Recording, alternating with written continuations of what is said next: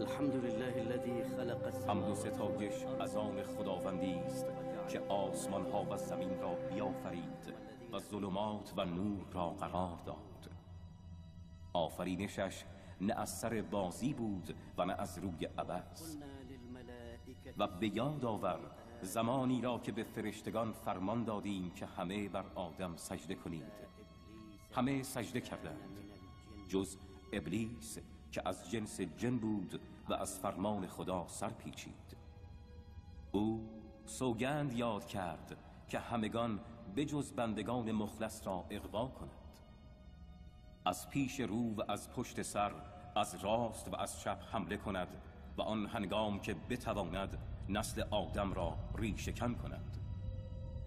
و در میان هر امتی پیامبری را برانگیختیم که به مردم بگوید خدا را بپرستید و از شیطان و وسوسه های او بپرهیزید. پس بعضی از مردم از خدا هدایت یافتند و برخی دیگر در گمراهی وانهاده شدند.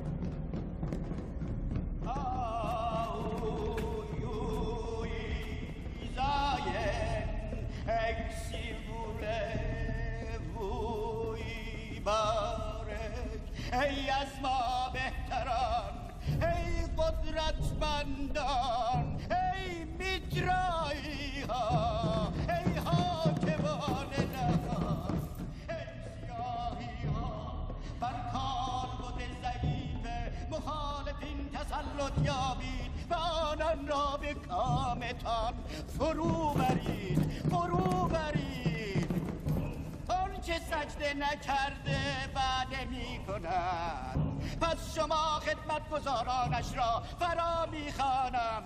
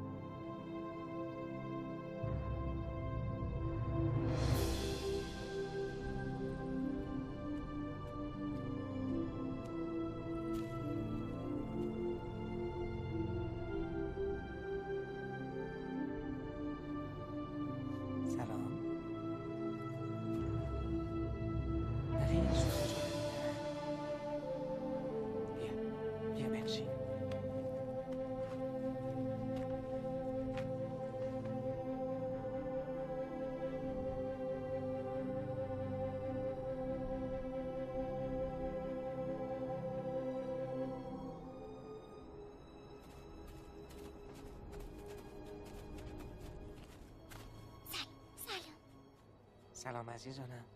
مردم میگویند وقتی شما تنها هستید نباید مزاحمتان شوید. نه، شما مزاحم من نیستید. بنشینید.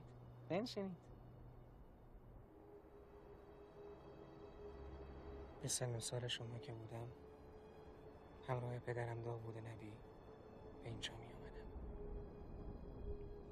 او بر این تخت سنگ می نشست و با صدای زیبایش آیات زبور را تلاوت می کرد و همه کوه‌ها و پرندگان با او هم آواز می شدند. پرنده ها با شما هم صحبت می کنند؟ پرنده ها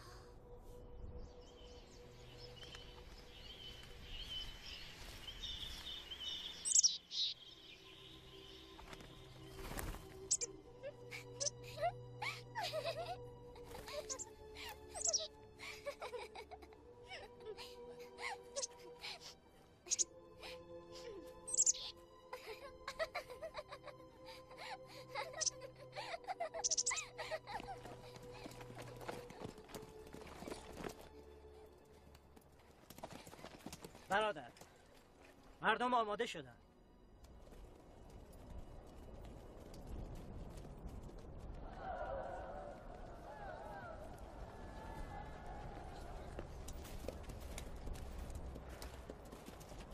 این پادشاه ماست که نزول اجلال می‌فرماید. درود بر سلیمان نبی. درود بر سلیمان نبی. درود بر پسران داوود نبی. درود بر سلیمان نبی. خوش آمده جناب سلیمان.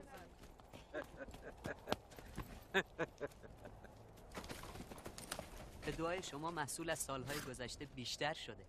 آیا پیامبر خدا برای شروع درو ما را دعا نمی‌فرماید؟ خداوند این روز را بسیار دوست دارد. روزی که در آن انسان‌ها کاشته‌های خود را برداشت می‌کنند و هر آن کس همان چیزی را درو می‌کند که کاشته است. پروردگارا، برکت را بر این سرزمین افزون نما و ما را در مدار یکتاپرستی یاری فرما. حال به اذن الهی شروع می‌کنیم.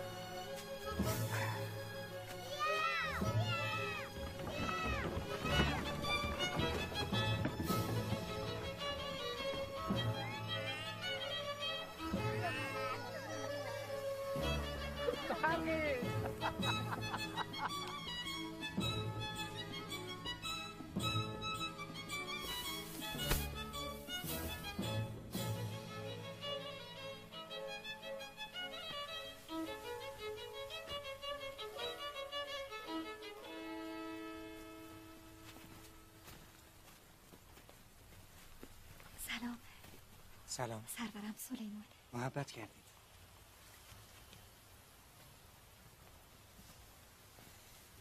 میریم عزیزم، شما چرا اینجا آمدید؟ دلم آرام و قرار نگرفت.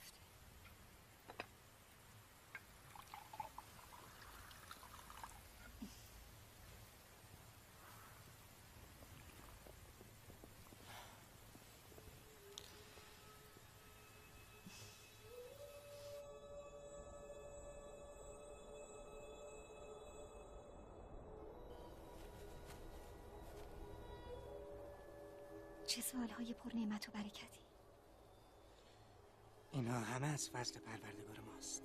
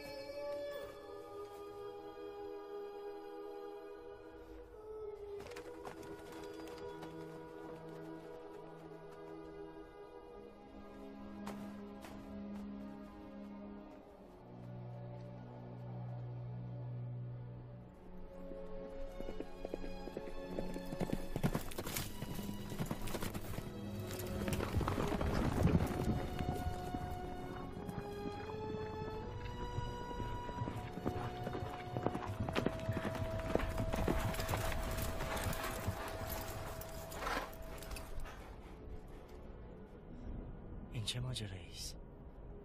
هرچه هست همین چست.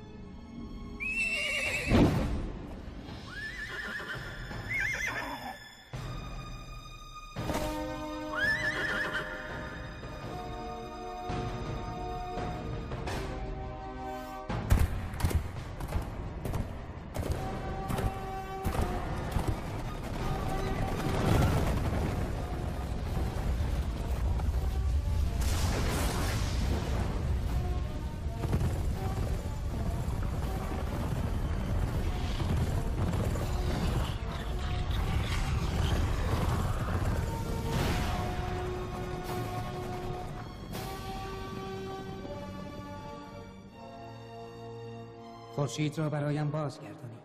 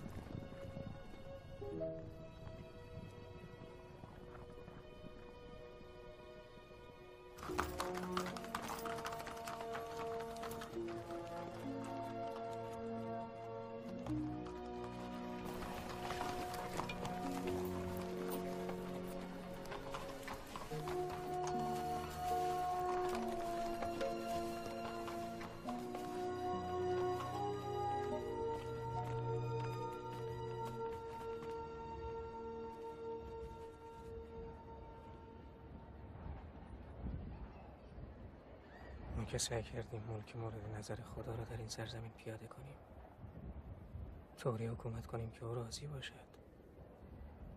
پس این چه صحنه‌ای است که سر راه من قرار می‌دهد؟ از من چه خواسته ای دارد؟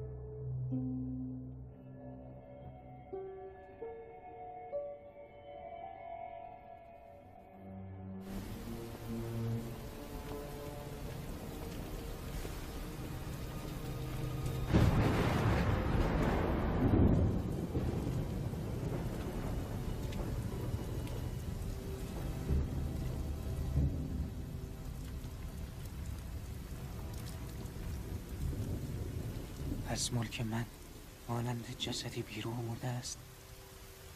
در مقابل آن ملک تو در پایان دنیا. خداوندا، من کجا و آن سلطنت متعالی تو کجا؟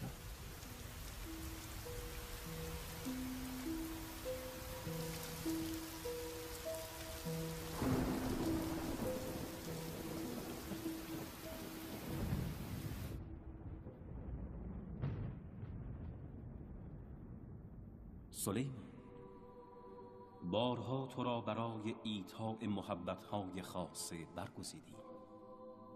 یادار آن هنگام که بر علم پدرت داوود و تو افزودیم و بر بسیاری بندگان مؤمنمان فضیلتتان دادیم. آن زمان که کتاب و حکم و نبوت عطایت کردیم، به سویت وحی کردیم و به رسالت برگزیدیم.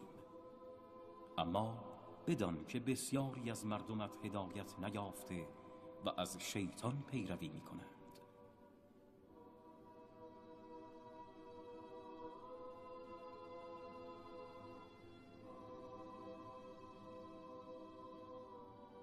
پروردگارا، پس به من ملکی عطا کن که تا پایان دنیا و بر پایان ملک عظیم به کسی عطا نخواهی فرمود که تو بسیار بخشنده ای.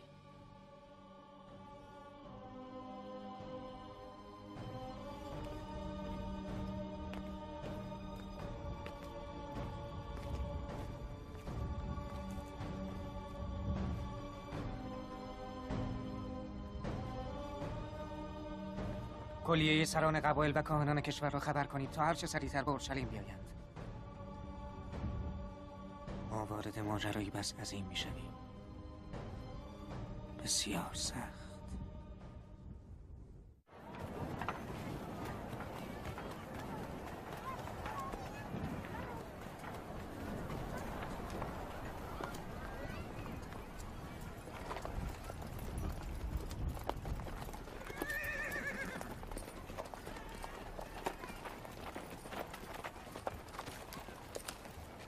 جناب یزاد، خوشحالیم که دوباره به دیدار عالم بزرگ اورشلیم نائل شدیم. ما را نزد پادشاه همراهی می‌کنید جناب یزار؟ خداوند متعال در صحنه‌ای ضعف ملکمان را به من نشان داد. پس از او تقاضا نمودم ملکم را رفعت دهد و اراده او بر این قرار گرفت. ملکتان را رفعت دهد؟ یعنی بهشت ایجاد کند همچون بهشت پایان دنیا که سراسر نعمت است و کمال و تعالی انسانیت. بهشت موعود که بنی اسرائیل به خاطرش به این سرزمین آمد، ولی حالا وضع این است که می‌بینید تا زمانی که بدی و شرارت در این دنیا وجود دارد آن بهشت الهی محقق نخواهد شد. برای رسیدن به آن باید از فتنه‌های مخوف عبور کرد. چه فتنه‌هایی جناب سلیمان؟ فتنه جنه و شیاطین. از حرفای شما سر در نمی‌آوریم. چه اتفاقی می‌خواهد بیفتد؟ در زمان هبوط حضرت آدم عوالم از یکدیگر جدا شدند. به زودی برخی از آنان دوباره به هم ملحق خواهند شد. اجنه و شیاطین که در دنیای خود به سر میبرند خشن و غلیظ شده و به ما نزدیک میشوند، نزدیک و نزدیکتر، و در نهایت وارد دنیای ما میشوند. آن بهشت الهی محقق نخواهد شد مگر در جنگی خونین دشمنان بشریت از میان بروند. این حرفا چیست؟ کدام ملک؟ کدام جنگ؟ ما را به سخره گرفته ای؟ کاملا جدی هستم. برای همین از دورترین نقاط کشور شما را به اینجا دعوت کردم. و از ما چه می‌خواهید؟ همراهی و کمک شما را در مهار این ماجرا. جناب سلیمان، شما چه دلیلی بر اظهارات خود دارید؟ کدام یک از ما بزرگان دین چنین تفسیری از تورات را تایید کرده ایم؟ من به شما گفتم که از خداوند تقاضا نمودم و او هم خواسته شما را پذیرفته. آیا غیر از شما شخص دیگری هم شاهد مکالمه خدا با شما بود؟ از کجا بدانیم که اینها همه در وهم و خیال شما رخ نداده؟ این چرخی است. شما از رسالت پدرمان داوود نبی و برادرمان سلیمان نیک آگاهید و خوب می‌دانید که خداوند چه چیزهایی بر آنان عطا فرمود. هیچ چیز نمی‌دانیم. آنچه به عنوان معجزات پیامبریشان نقل می‌شود نزد ما علمای یهود هیچگاه ثابت نشد و هرگز دلیل محکمی بر رسالتشان ندیدیم. اما من میگویم همه این حرفها برای سرپوش گذاشتن روی ضعف حکومتتان است. شما خود را پادشاه مینامید پس مسئولیت هر پیش آمد متوجه خود شماست. بهتر نبود به جای تظاهر به مردم دوستی در اداره امور کشور از ما کمک می‌گرفتید تا حال مجبور نباشید به این داستان پردازی‌های عجیب و غریب متوسل شوید و از ما انتظار داشته باشید قبایل خویش را برای یک جنگ موهوم بسیج کنیم.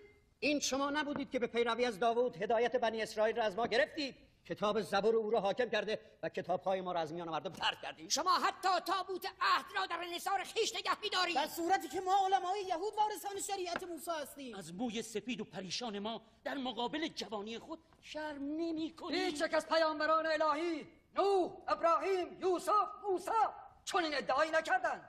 آن مردان خدا هیچگاه نگفتند میتوانند بهشت خدا را روی زمین برپا کنند یا بر علیه شیاطین نادیده لشکرکشی به راه بیندازند. آنها در کمال مظلومیت به پیشرفت دین و ترویج خداپرستی پرداختند و در این راه چه فداکاری ها که نکردند. درست میگوید. ما آن زمان هم به پدرش داوود که کودک 9 ساله را جانشین خویش کرد اعتراض کردیم که حکومتداری تجربه میخواهد. تجربه.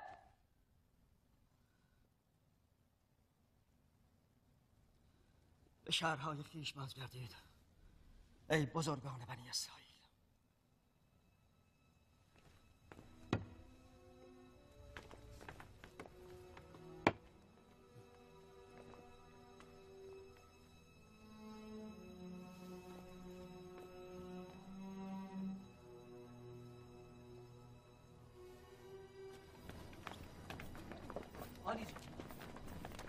عالی جناب، کجا می روید؟ بیایید راهی پیدا کنیم. شای پسر معارب، خاندان افرایم را فراموش کردی که طرفداری از سلیمان میکنی؟ به دیگر افسران نیز پیام ما را برسانید تا کی میخواهند علیه قبایل خویش قدم بردارند.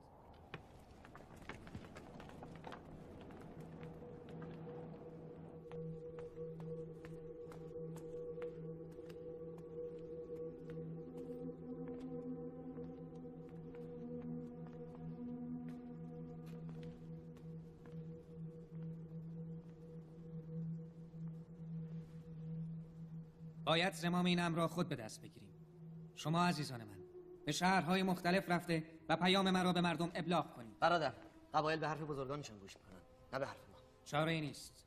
آیا مرا همراهی میکنید؟ با شما هستیم تا آخرین نفس خویش. ما همه آماده اجرای فرامین پیامبر خدا هستیم تا آخرین نفس. اورشلیم اوج فتنه ها اینجا خواهد بود. پس برادرم آبشالوم، شما در پایتخت بمانید و از آن محافظت کنید. جناب یوآب، شما به همراه پسرتان و نیروهایی که تحت امر دارید به زبولون بروید. بله سرورم. این خاندان در جنگ‌های پدرم همراه ما بودند. باشد که این بار هم ما را یاری کنند. جناب یشبعون، شما از مناطق جنوبی کشور محافظت کنید. آدونیا، شما بری‌ها در شرق بروید. احتمال می‌دهم اولین فتنه‌ها از آنجا آغاز شود. سرورم، اورشلیم را از نیروها خالی می‌کنید.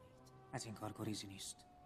همگی شما نیروهای همراه خود ببرید. در صورت بروز اغتشاش در حفظ نظم و امنیت به کار خواهند آمد.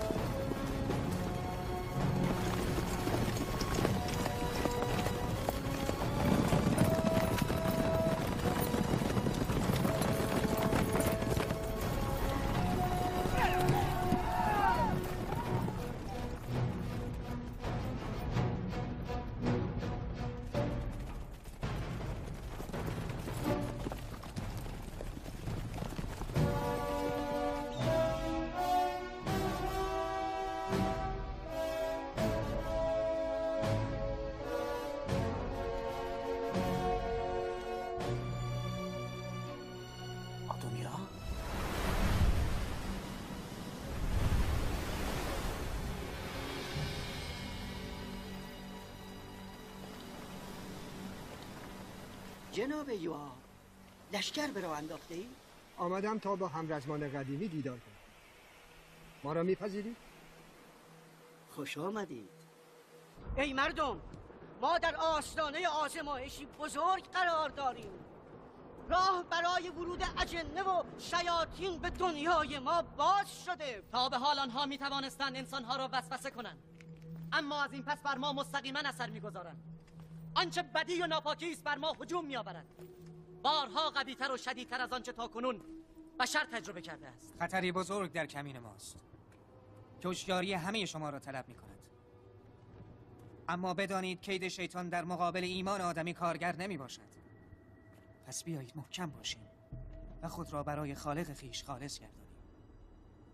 درهای رحمت پروردگار همیشه به روی بندگان خویش باز است. پس از شما می‌خواهیم که تقوا پیشه کنید، از فرمان رسول خدا اطاعت نمایید تا از گزند فتنه ها و خطر شیاطین در امان باشید. تقوا و اطاعت از پیامبر خدا، این سلاح ماست، تنها سلاح.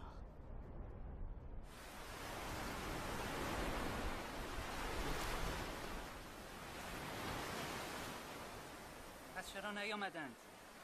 15 روز است که زنها و بچه های ما در التهاب پسر میبرند. از کجا به ما حمله میکنند؟ از دریا؟ از جنگل؟ یا از کوهستان؟ میگویند آنها همه جا هستند، همه جا. اجنه و شیاطین وجود ندارند، آنها در خیال و وهم شما پرورش می‌یابند، وگرنه به خودی خود جسمی ندارند. این شما هستید که با ارتکاب گناه آنها را در فکر خود پرورش می‌دهید. اصلا شیطان چیست؟ شیطان اعمال منفی شماست. شما قوم برگزیده اید، هیچگاه به انحراف نمیافتید. فقط از ما حاملان تورات پیروی کنید، نه کسی دیگر.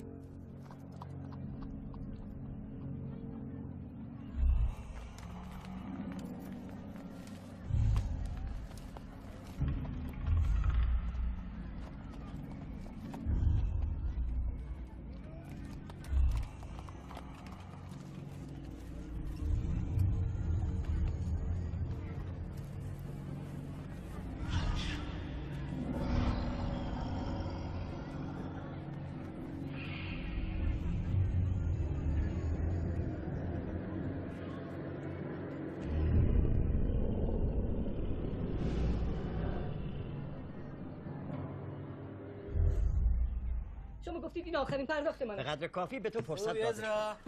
جناب من شما کمک کنید. برای وامی که 1 سال پیش گرفتم مدام از من بهره طلب میکنه. این همانی است که شما دیگر ضمانت توانی برایم باقی نمانده. نرخ بهره بر اساس رأی علمای یهود تنظیم شده است. تا به حال 2 برابر آن را از من ستاندید، ولی باز قرض من پابرجاست. من عائله‌مند و گرفتارم. این انصاف نیست. آخر این چه حکمی است؟ چه شرعی است؟ چه خدا چنین دستوری داده؟ ساکت باش. تو از شریعت خدا چه میدانی؟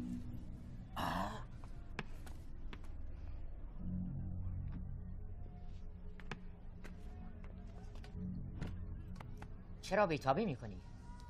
اگه واقعا گرفتاری به جناب معیر متوسل شد، اون بهره کمتری دریافت میکنه.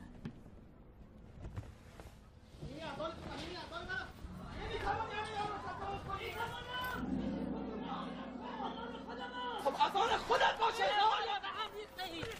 دیگر خجالت بکشید. ببینید برادرم به خاطر سکه‌ای به من حمله کرده. ما که تا حال با هم اختلافمان نشده بود، حالا مگر یک سکه چه ارزشی دارد؟ چه ارزشی دارد؟ میبینید از زمانی که این شهر به دست بنی اسرائیل فتح شد همواره در آرامش بود، اما حالا شما وحشت را بر مردم حاکم کرده اید و آنان بی جهت با هم نزاع میکنند. بی جهت نیست جناب یوئیل، دشمن به ما نزدیک شده و شیاطین بر ما اثر میگذارند. ای مردم به خود بیایید، ما در آستانه خطریم. دروغ نگویید، خدعه نکنید، حق یتیمان و فرودستان را ادا کنید. نکند حسد ورزید یا به مال دیگری چشم دوزید. ربا نخورید، ربا نگیرید تا شیطان نتواند شما را لمس کند. بیایید به خدای مهربان پناه آوریم و به درگاهش توبه کنیم. دین و زندگی قبیله افرایم در این شهر بر اساس کتاب خدا تنظیم می شود. قانون موسی است، نه حرف اینان. حرف آخر، هر یک از شما که اعتراضی دارد قبیله خود را ترک کند و از این دیار برود. همین.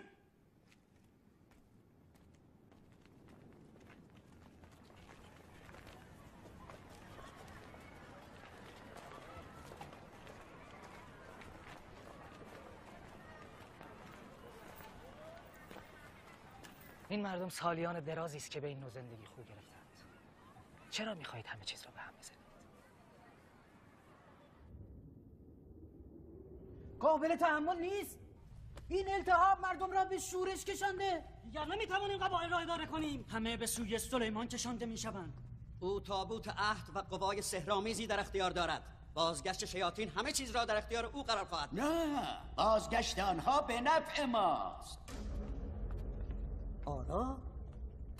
چه کسی این جادوگر را به اینجا فراخوانده؟ من او را دعوت کردم. در این شرایط از هر وسیله‌ای باید بهره بود. گوش کنید، سوزه هایشان را نمیشنوید؟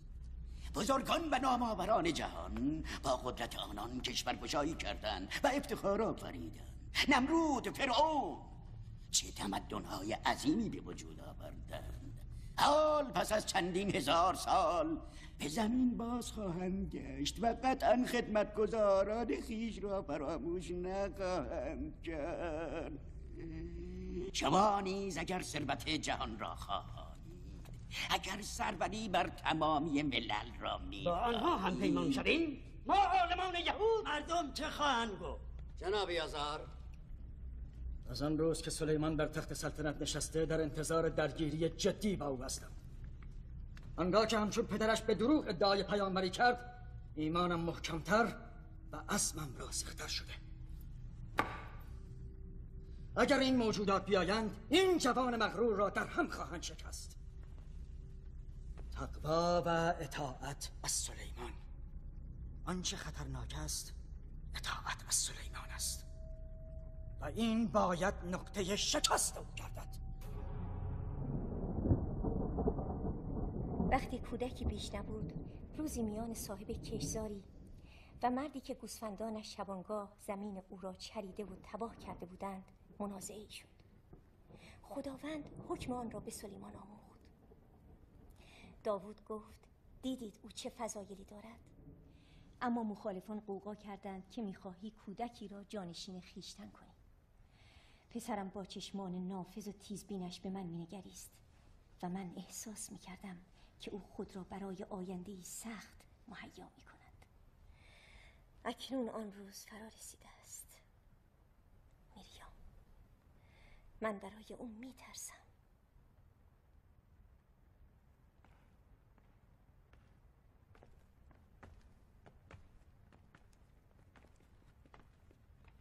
مادر جان، خدا با ماست و ما را تنها نخواهد گذاشت. آل داوود تربیت یافته برای چنین روزی. من به پسرانم افتخار میکنم.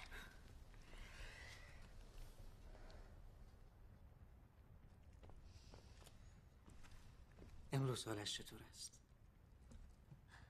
او را احساس میکنم هر روز بیشتر از روز قبل. بعد از مدت‌ها خداوند ما را مشمول رحمت خود قرار داده. از هم اکنون به او حسادت میکنم. احساس میکنم وقتی بیاید تمام توجه شما را به خود جلب میکنه.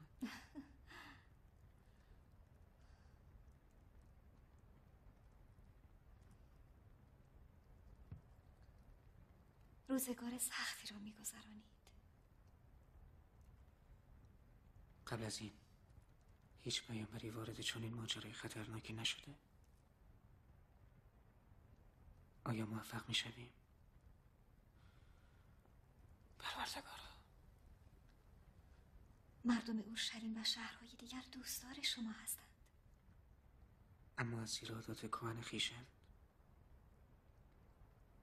آیا در کوران حوادث سرافراز خواهند شد؟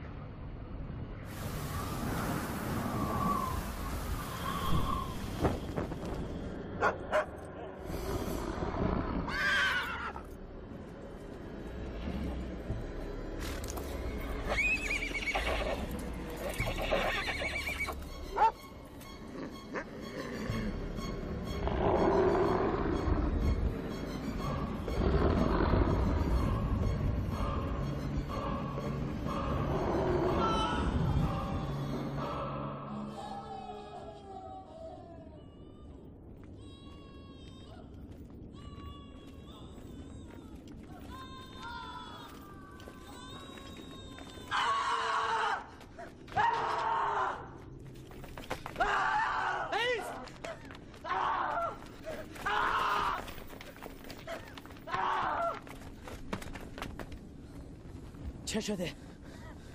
نمیدانم.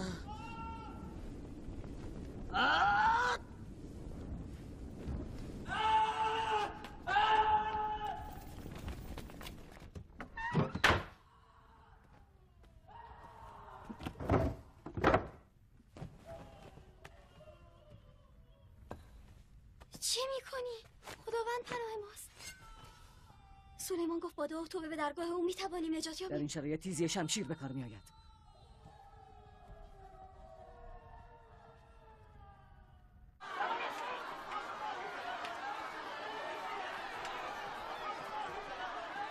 آنها از مردمان قبیله ما هستند. آبرو دارند. رهایشان کن. آرام باشید.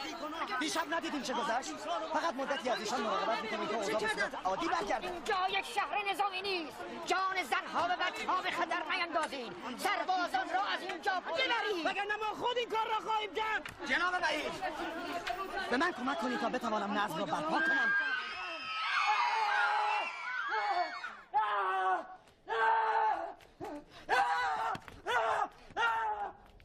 دیدید؟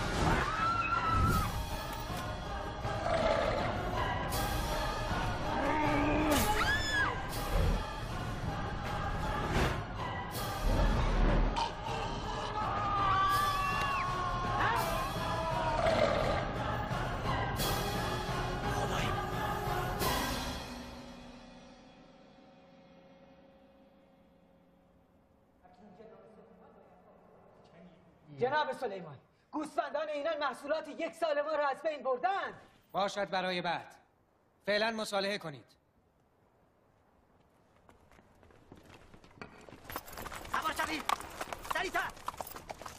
عجله کنید. چه شده؟ یک باره به راه افتاد. گویا به اریحا میرود.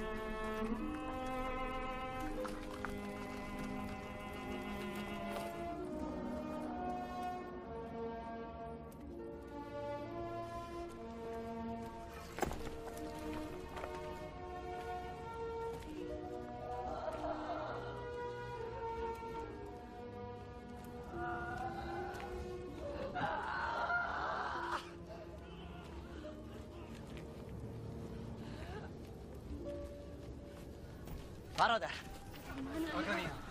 التهاب به حجر سیتان که چند نفر به مردم حمله کردن، حتی به نزدیکان خویش. بیشترشون را دستگیر کردیم. اینطور میتوانیم اصلا مراقبت کنیم. هر لحظه ممکن است یک نفر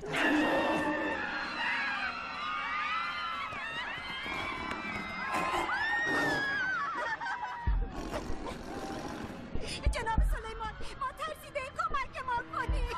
این چه بلایی بود که بر سرمان آمد؟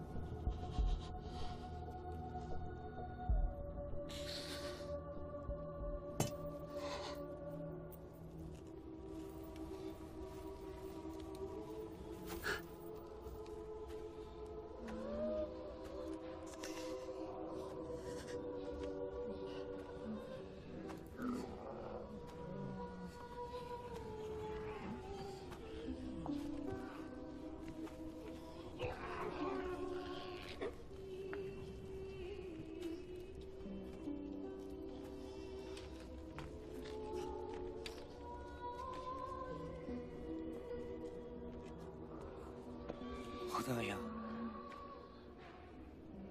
ای تنها معبود و همه چیز من، ای همه کس و کار من، ای همه امید و مأوای من، ای که بجز تو پناهی ندارم و ناله و فغان خود فقط به درگاه تو می آورم تا تنها تو که خدای منی به نجاتم برخیزی. خدایا، از کرم تو به دور است که مرا با این حال نزار و تن نحیف در جنگ دشمن خونخوار رها فرمایی تا این چنین بر من بتازد و آبرویی را که تو بر من عطا فرموده ای بر زمین ریزد. بار الها، دلهای ما را دوباره به نور ایمانت استوار گردان تا برای تو با دشمنان و شریران به جنگ برخیزیم و بر شیطان فائق آییم.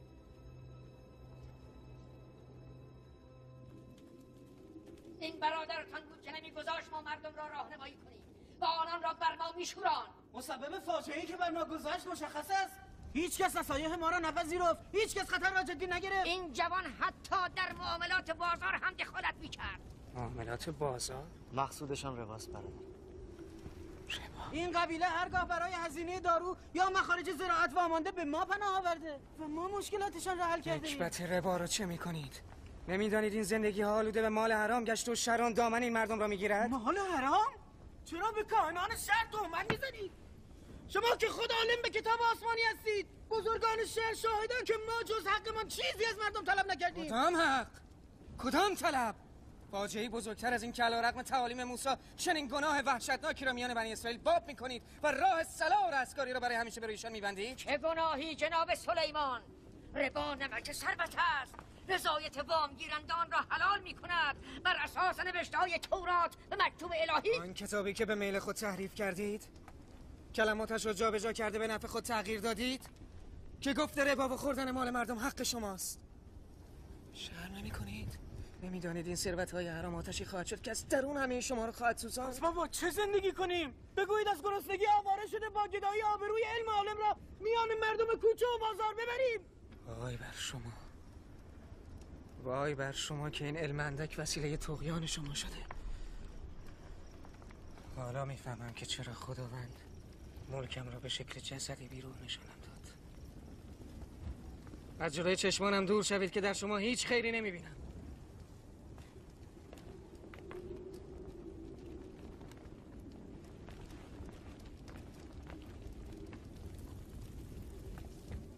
فردا به دنبال کسی خواهم فرستاد که از شما بسیار عالم‌تر است. کسی که علمش موجب انحراف او نشد. کوه‌ها جا به جا شوند، او جا به جا نخواهد شد. دنیا بلرزد، او نخواهد لرزید.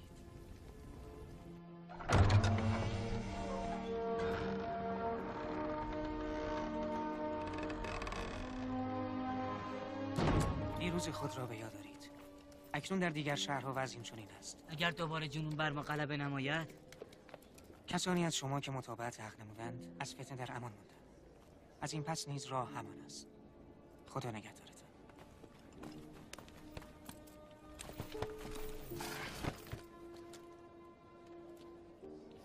شما همراه ما نمیایید؟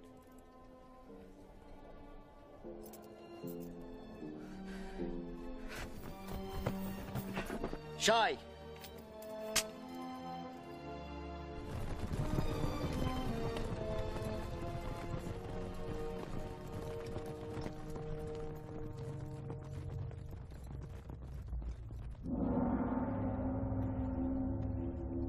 آصف ابن برخیا سلیمان او را احضار کرده.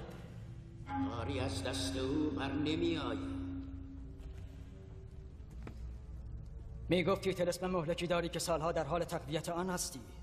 منظورت چیست؟ تو خودت بهتر میدانی.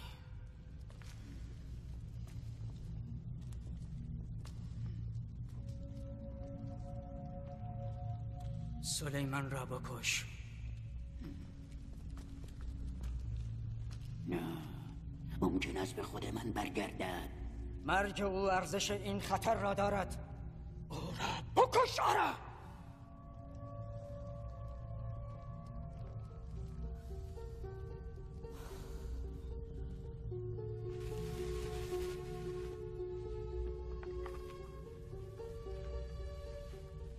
استادم می گفت علم جادو از سحری فرعون بجا ماند که همراه کاروان موسی از دریا گذشته. این علوم نزد کاهنان مخفی ماند و سینه به سینه گشت تا به نسل ما منتقل شد. او همیشه می گفت قوی ترین سر از با ارزش ترین قربانی است. بیچاره. دست به کار شو. دست به کار شو.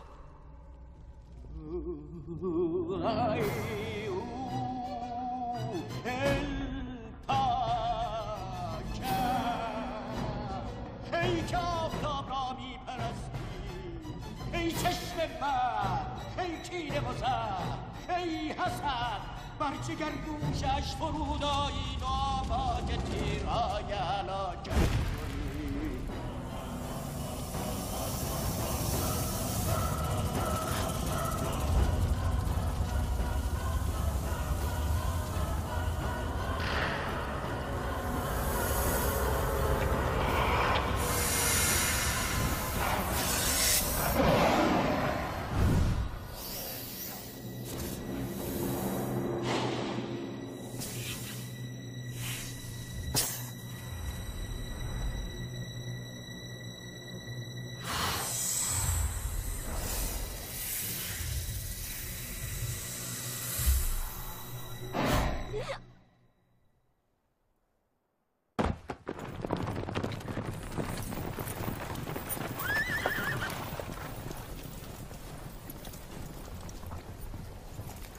چه شده؟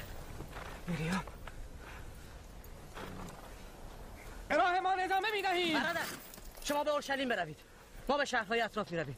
به امید خدا ماجرا رو مهار میکنیم.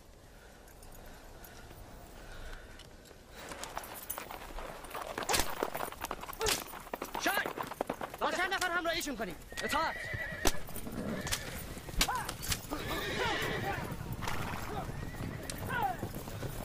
حرکت میکنیم به سوی عبرون.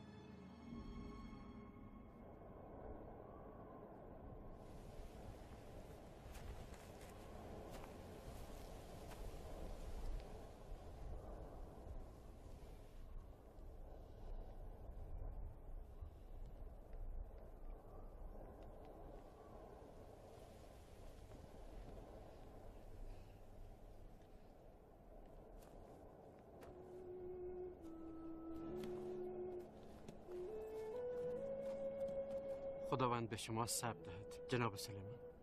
ما مردم اورشلیم هم درد شما هستیم.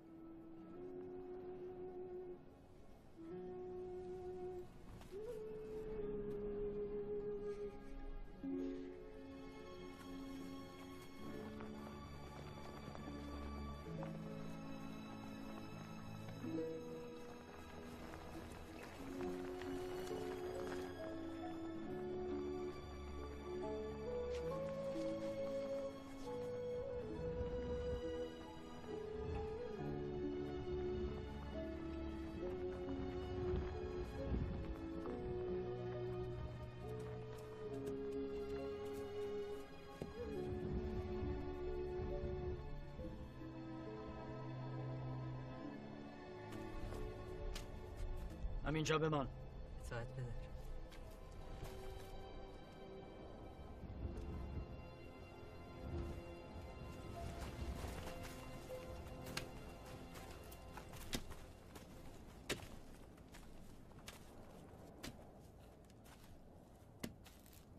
تسلیت میگویم.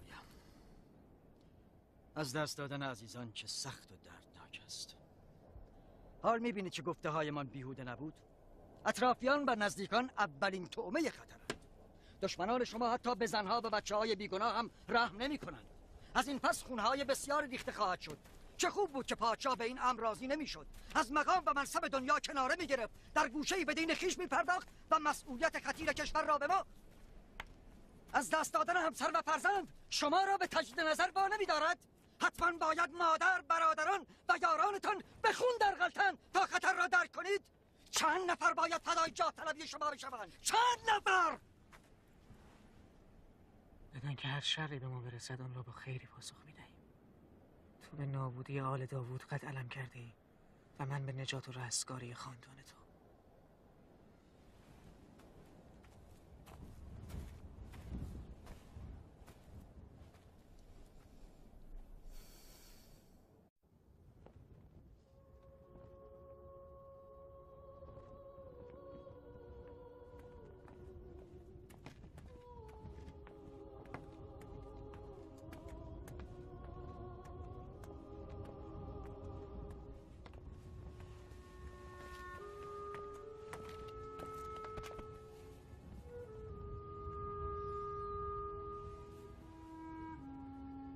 مرا فرا خواندید. فوراً آمدم. شما رو که میبینم یاد پدرم داوود میافتم. متاسفم. دلم برای میریام اون طفل معصوم میسوزد. از دنیای ما جفایش مانان رسید. آنان مورد رحمت خدا شدند. در اون انبار محبت او.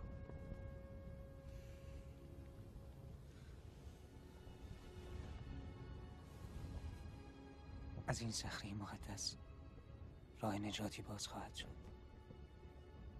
در همین جاست که پیامبر آخر الزمان پیشا پیش تمامی پیامبران نماز گذارده و به معراج می روند. همین جاست که در زمان آخرین ممز نسل ایشان پس از جنگ های نهایی ابلیس را گردن می زنند. پس ملکوت خداوند بر زمین نورافشانی خواهد کرد.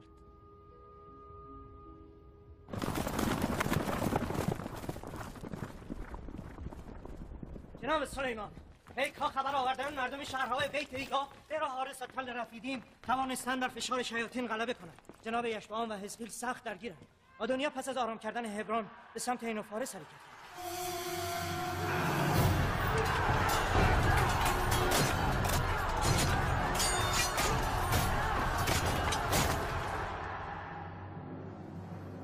باید خود را به زبولون برسانیم. به خاطر داری این اولین زرهی بود که توسط پدرت داوود بافته شد.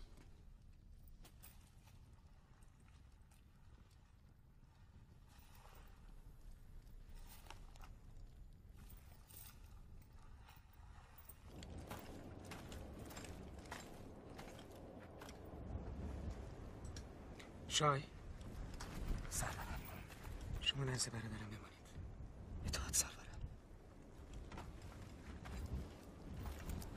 ابشالوم اورشلیم را به شما می سپارم و مادر را.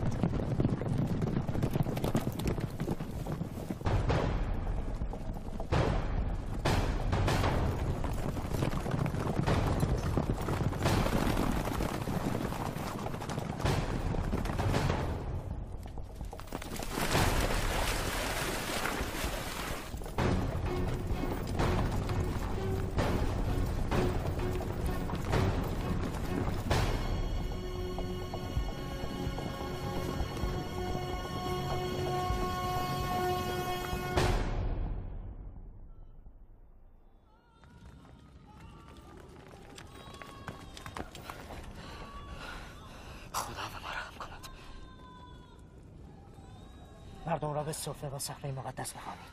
بگویید زنها و بچه‌ها را پناه دهند. اطاعت.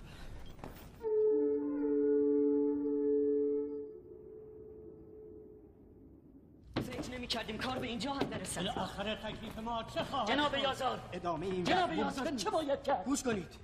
اکنون سلیمان عازم دورترین نقطه کشور است. این همان فرصت طلایی است که انتظارش را می‌کشیدیم. باید قبل از بازگشت سلیمان کار را یکسره کنیم.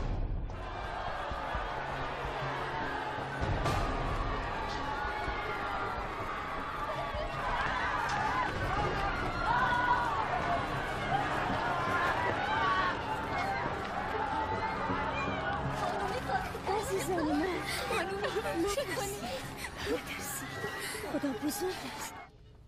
شهر حبرون به دست طرفداران ما افتاده. در مدخل شهر به چنگ ما افتادند.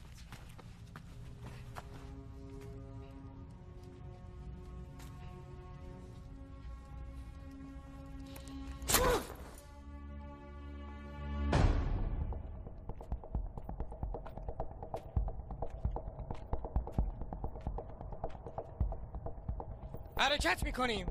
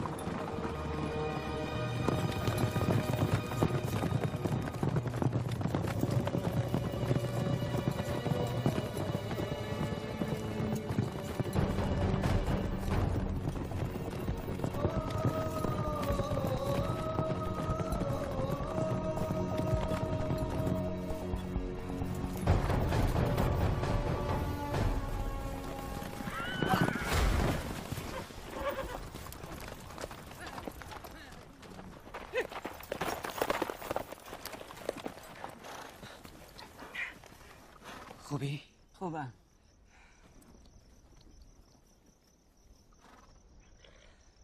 برویم یاران، سریعتر برویم.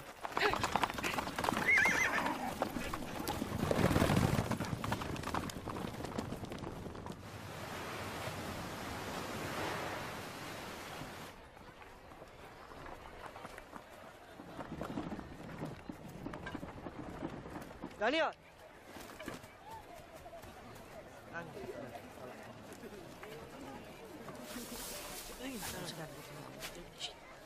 اینجا رو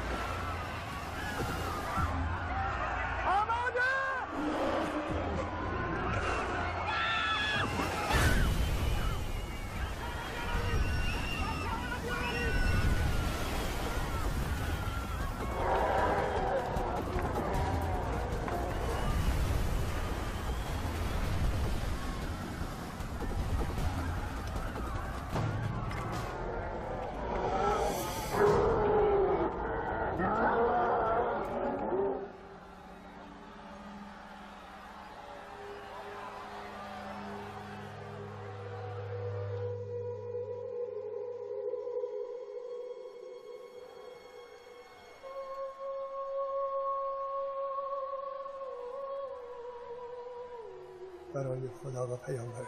برای خدا و پیامبرش.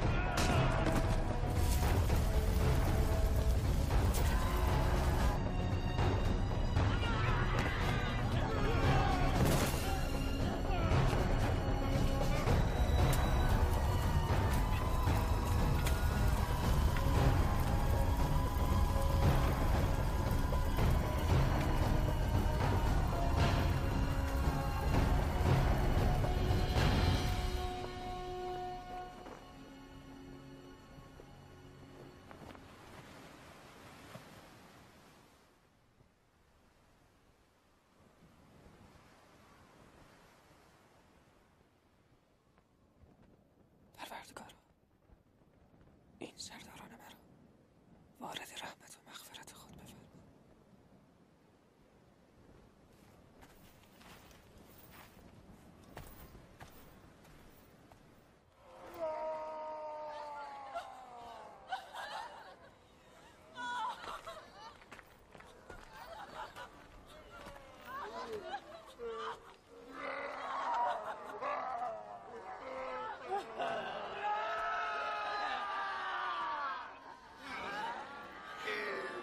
جناب عاشر، چرا؟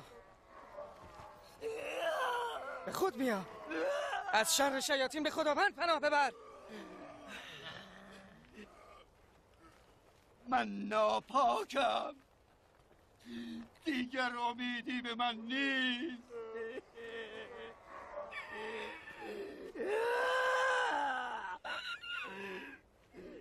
نمیتوانم. تو میتوانی، به خدا پناه بیاور. پلیدی را از خود دور کن، از محبت خدا غافل نشو. خدا را صدا بزن، خدا را صدا بزن. تو میتوانی. خدا را صدا بزن. نمیتوانم.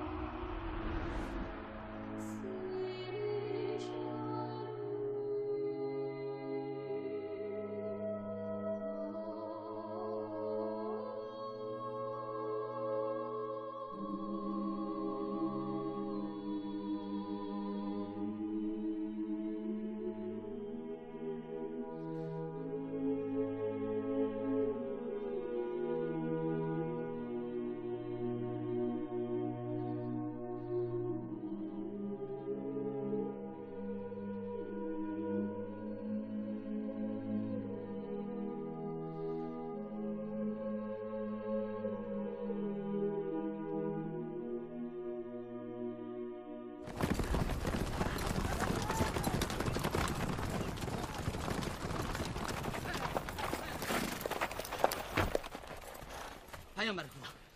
آدمیا برادرم، سران قبایل و نظامیانشون به سمت اورشلیم حرکت کردن. اورشلیم؟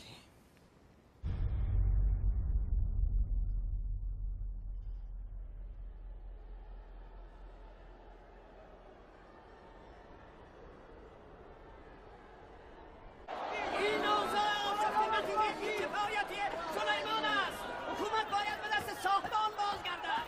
جناب یازار، فرمانده بنی اسرائیل. ای مردم، کلید نجاتتان در دست اوست، نه در دست مدعی دروغین پیامبری.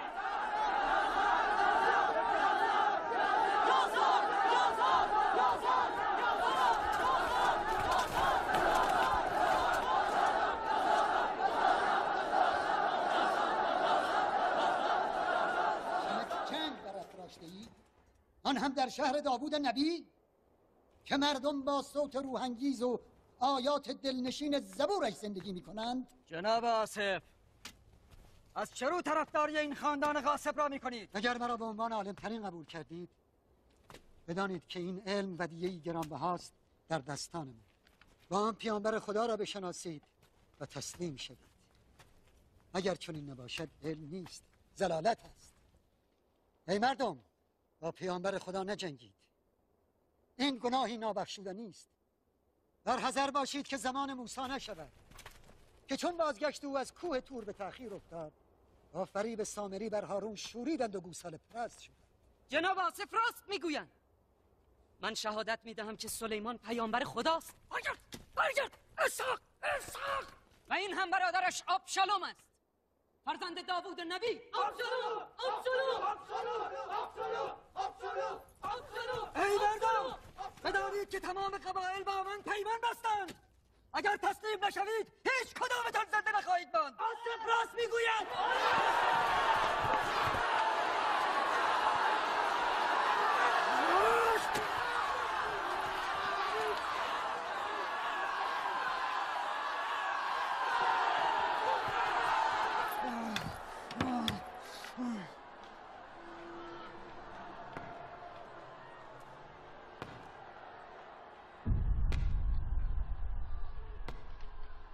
چرا پریشانی؟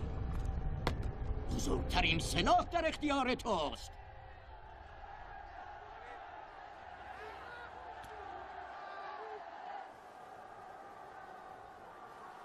خدایا مردمم را از فتنه‌گران نجات بده.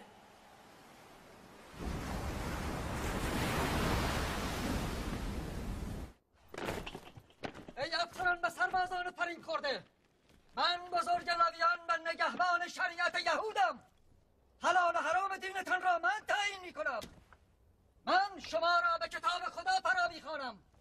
به این تورات دستور خداوند است، مکتوب الهی است که بر موسی نازل شده است.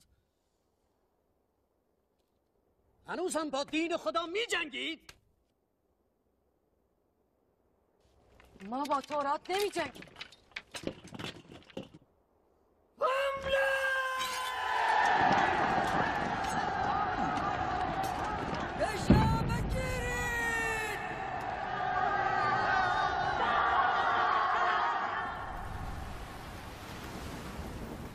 این بار با شیاطینی از انسان مواجهیم.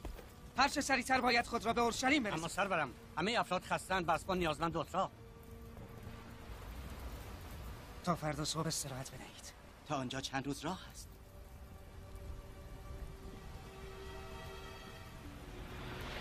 تا صبح.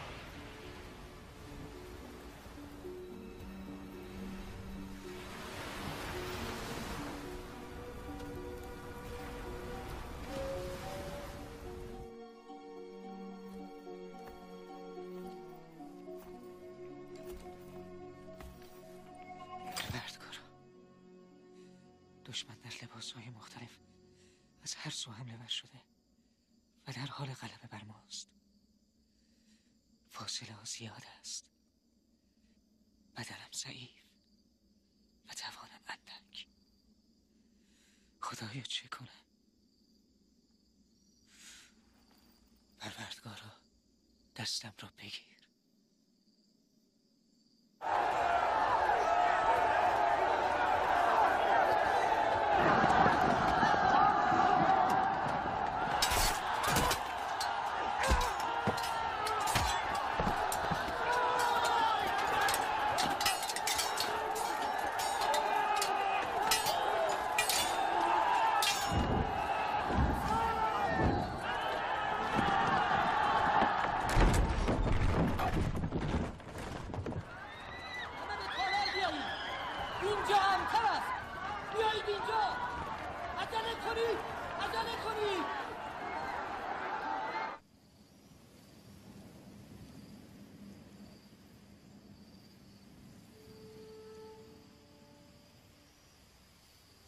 سلیمان، پروردگارا.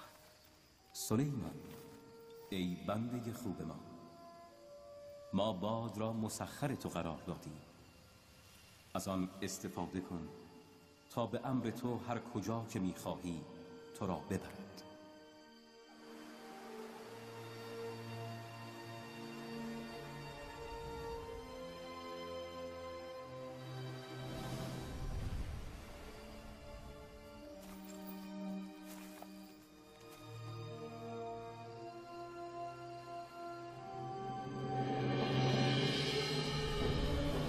کشتی ها را به ساحل بکشانید.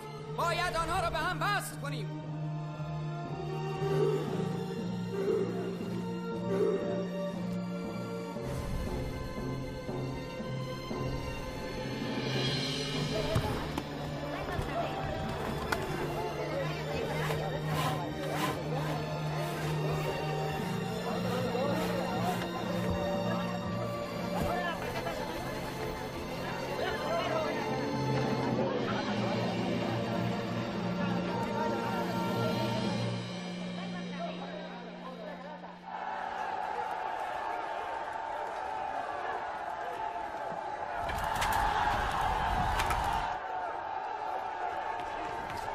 عزیزم بیا اینجا، نترس بیزم.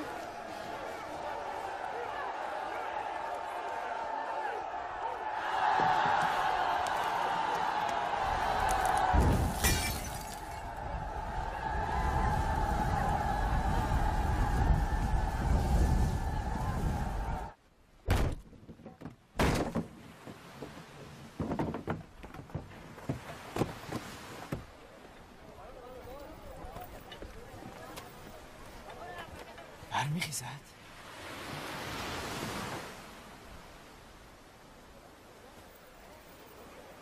سوار میشویم. سریعتر دوستان، سریعتر.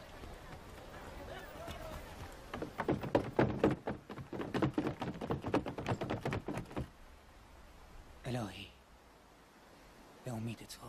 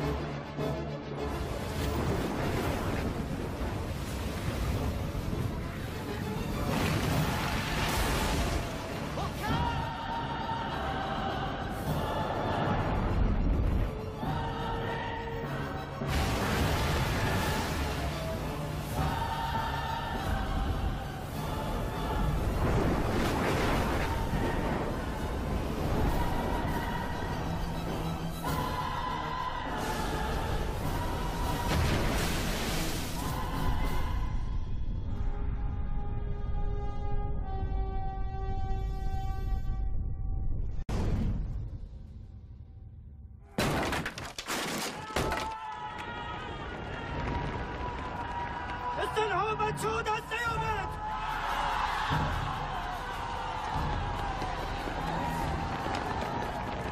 به کسی رحم نکنید، همه را بکشیدشان.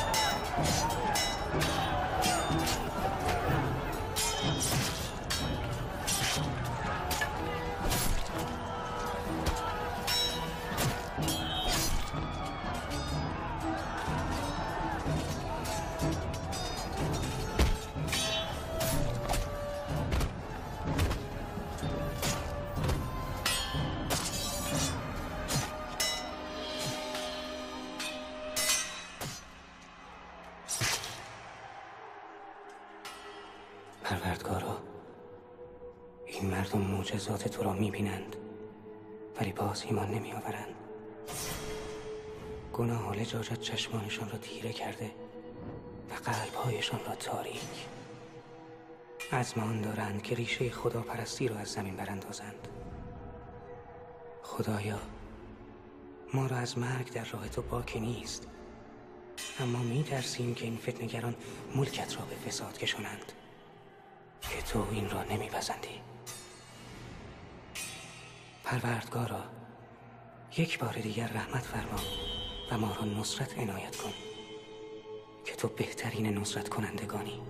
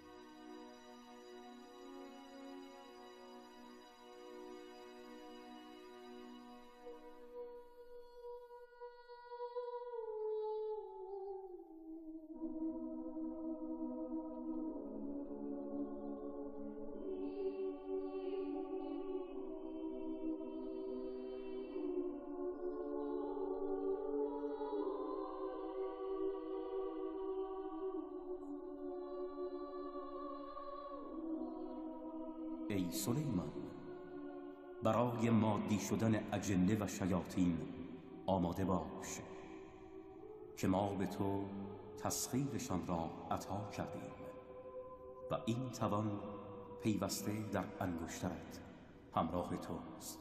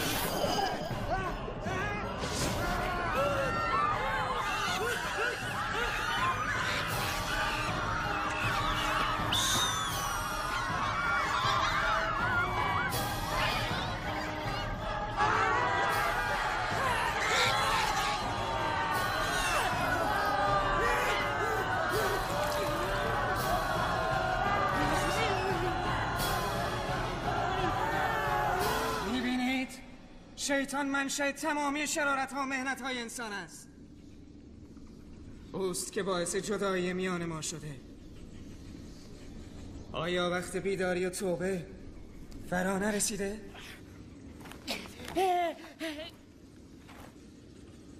وای وای بر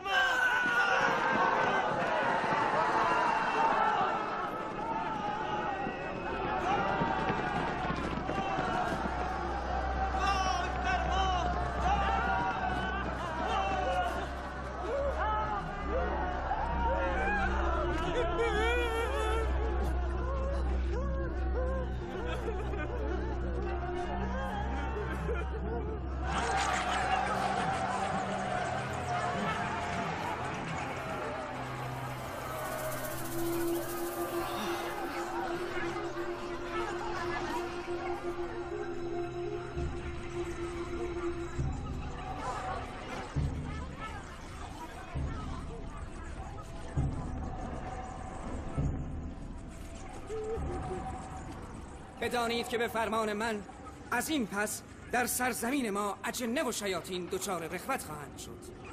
لذا از این موجودات پست و حقیر نترسید، با رشادت بروید و همه را به بند کشید.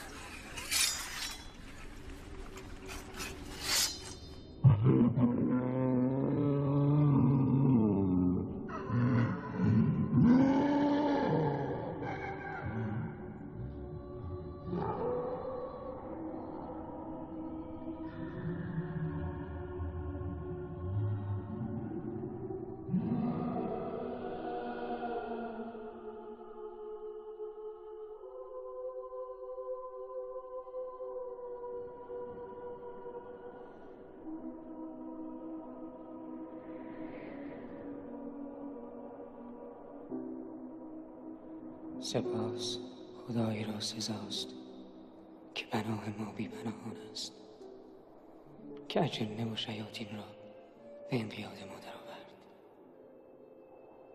اما بدانید که در پایان دنیا این موجودات به زمین باز خواهند گشت و باز فساد و خونریزی جهان را فرا میگیرد. صالحان به استغاثه فریاد برآورده تا خداوند یک بار دیگر دست قدرت خود برافرازد و نور پرفروغ ایلیا را بر ما نازل فرماید، تا همان گونه که اقوام عصیانگر پیشین را بشکست، تمامی شیاطین و شریران را نابود کند. کسی می آید که دریای رحمت است، منجی بشر است. پس صالحان وارث زمین خواهند شد و بهشتی برپا می کنند که در آن انسانیت به اوج شکوفایی خود می رسد.